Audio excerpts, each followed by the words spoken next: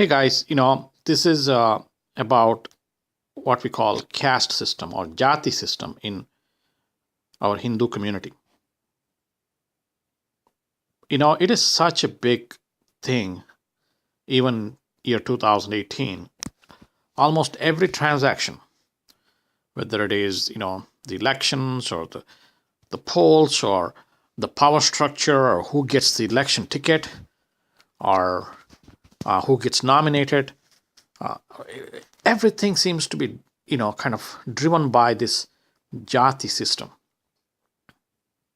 We got to be very honest and admit that this is an issue for our society. This is an issue for, honestly, for centuries and centuries. We can sit here and we can say, no, it's the Britishers who did this, or it never was a problem. It's not a jati system, it's a varna system.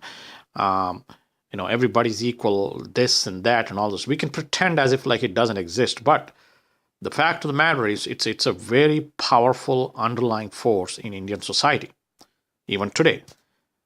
Yes, it's not like, as harsh as it used to be in the past when it comes to certain things like nobody discriminates against each other, or if a boy from one jati wants to marry a girl from another caste, then it's not a big deal. It's allowed, and also it's you cannot. It'll be legal if somebody tries to stop it from getting married or mingling with each other. So from that point of view, yes, it's not the same as the old days, but still, people strongly identify themselves with their caste or jati, and then there are like the subdivisions and subdivisions and subdivisions um, and then they all of the transactions is kind of viewed or rather approached from that particular angle.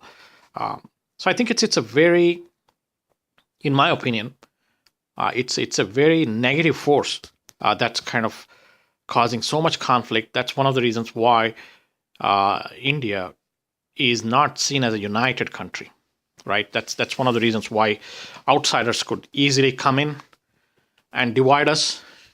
Even today, think about it. Even today, in politics, it's very easy to divide Hindu votes.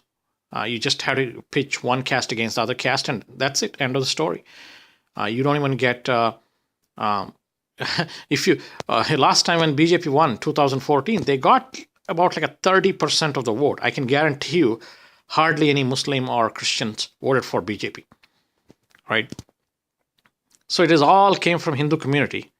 And Hindus are approximately what? About 80% of the 84, 80, more than 80% of the population.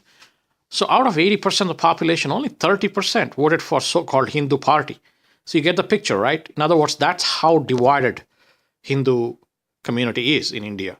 And that's again based on, oh, I am this, I'm Thakur, I'm Jat, I'm this, I'm that, I'm Brahman, I'm Yadav. It's always, kind of divided on the lines of this caste system.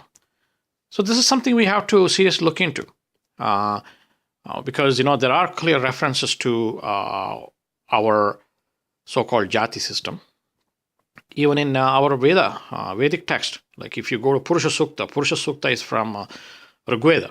It talks about Purusha, that is basically it talks about the nature of universe, both conscious and unconscious. And this cosmos, and it starts with the, I don't know how much you guys know, but it starts with Sahasra Shirisha Purusha Sahasraksha Sahasrapat Sabhumim Vishwato Vritva. It starts talk it talks about the Purusha, the nature of Purusha, or nature of universe, like Sahasra Shirisha Purusha. Sahasra Shirsha means the head. It's like thousands of heads. Sahasraksha Sahasrapat. Aksha means eyes. There are like thousands and thousands of eyes. So it says like it's he's so big, it's beyond our comprehension. Nature of him, he goes into past, he goes into the future, he's a part of present. So it's a fascinating thing. But in the same Purusha Sukta, it also has this controversial verse where it talks about the origins of Brahmana, origins of Kshatriya, origins of Vaishya, right? It is there. Now, if you do a literal translation, It literally says, this is how, like I think it says Brahmanosya mukhamasit bahurajanyakritah urutatasya vedvaishyah patyagam shudro ajayata, right?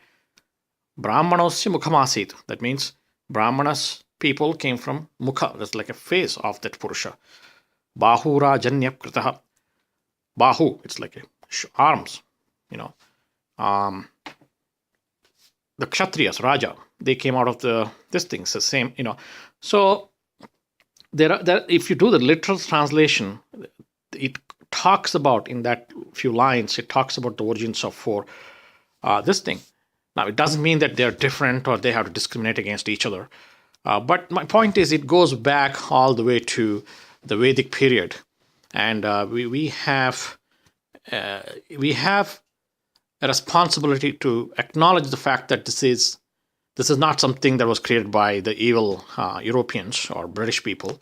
It goes way back to the origins of Vedas. And then why we have turned this into a tool to discriminate against each other, a tool to kind of feel a superiority complex. Like always, you ask any jaati, any caste, they will talk as if like they are superior to everybody else. I mean, that's basically the underlying, the negative force, and that's what making it so hard for people to assimilate and kind of empathize with each other. So this is something we got to think about. This is something we got to acknowledge, and sooner we start addressing this issue and stay united, better for India, better for the Bharata Khanda. Otherwise, we will continue to be an easy prey, easy target for the united outsiding force who can easily come in and break us into small factions and start ruling us, just like British did, just like Mughals did, just like any other invading forces that came in earlier. They can come in with a very small force and control the entire continent with millions of people. It's a shame. It's a very shameful part of our history, our legacy, but it doesn't mean that it cannot be changed. That's something we need to really think about and start working towards. All right, guys, stay happy, stay safe.